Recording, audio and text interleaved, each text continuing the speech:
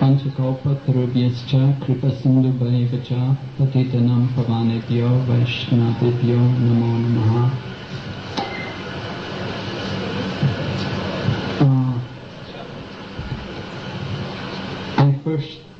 My first meeting with Tamal Krishna Goswami came in New York. At that time we were in the Henry Street Center. So he was returning from India and he was going to do some preaching in America.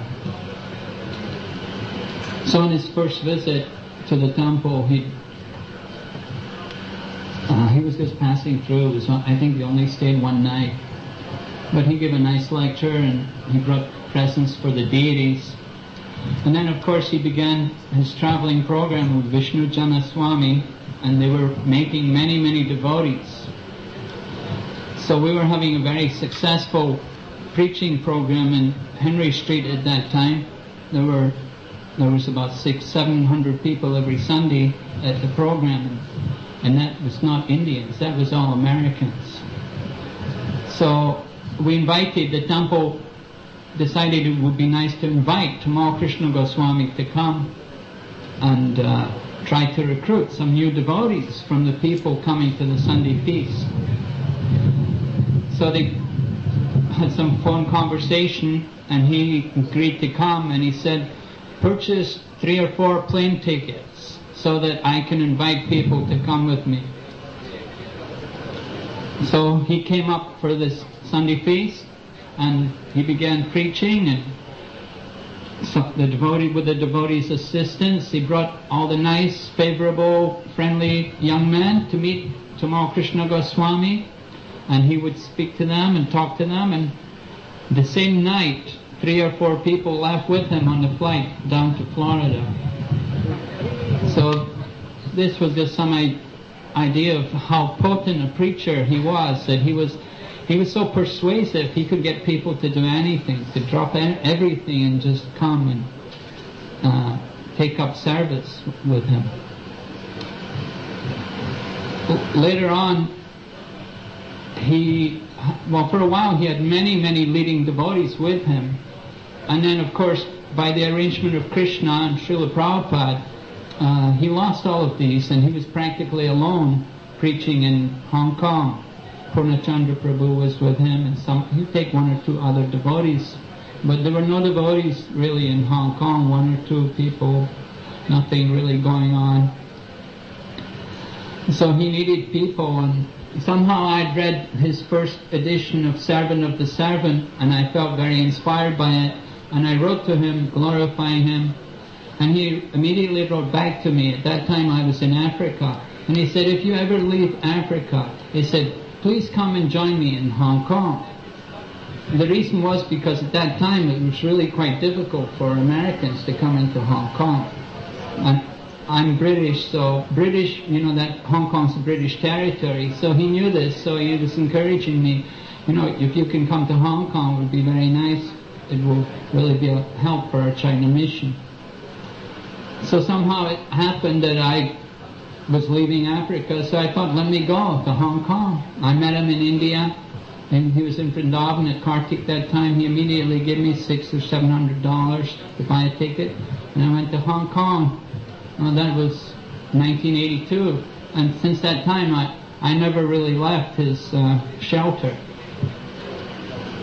I stayed in Hong Kong for a while, and it was really difficult. We were not very sure what to do, but he'd made very nice arrangements to see that everything could go on. We didn't have to worry about maintaining the temple. I was really impressed by his ability to manage a temple, that he arranged for 1 or 2 devotees who had businesses, that they would pay the rent and maintain the temple.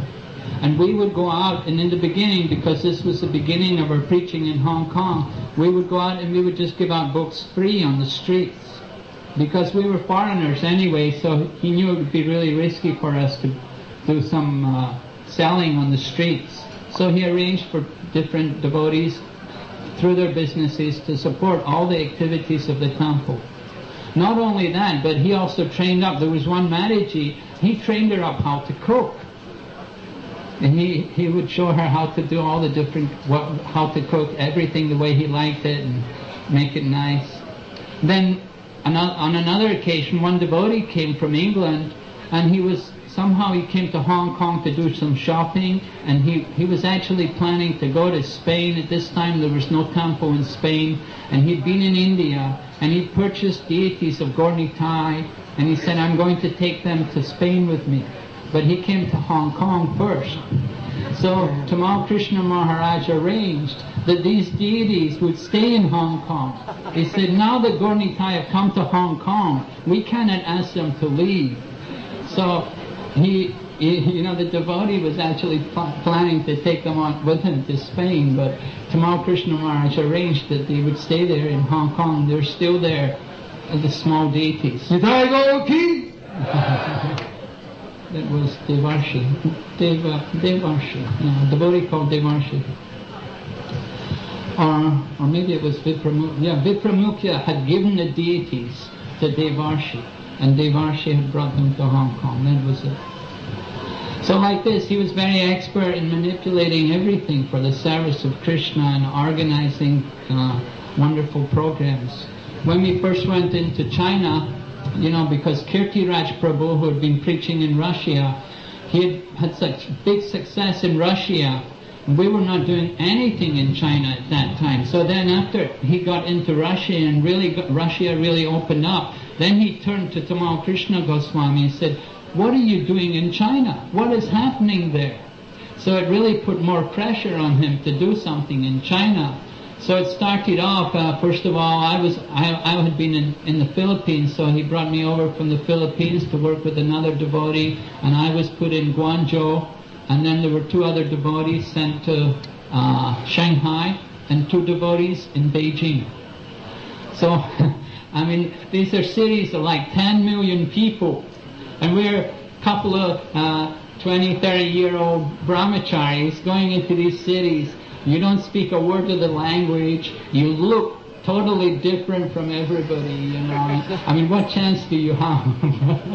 It was really like an impossible thing to do. But somehow or other, China at that time, this was before what they call the June the 4th revolution in 1989 in Tiananmen Square.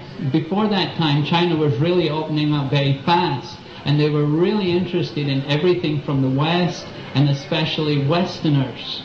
So we were able to get many programs arranged. We'd go into colleges and give some type of lecture. Usually we'd do a little yoga demonstration, and then we'd say, now the yoga music, and then this is the yoga food, and here is the yoga book.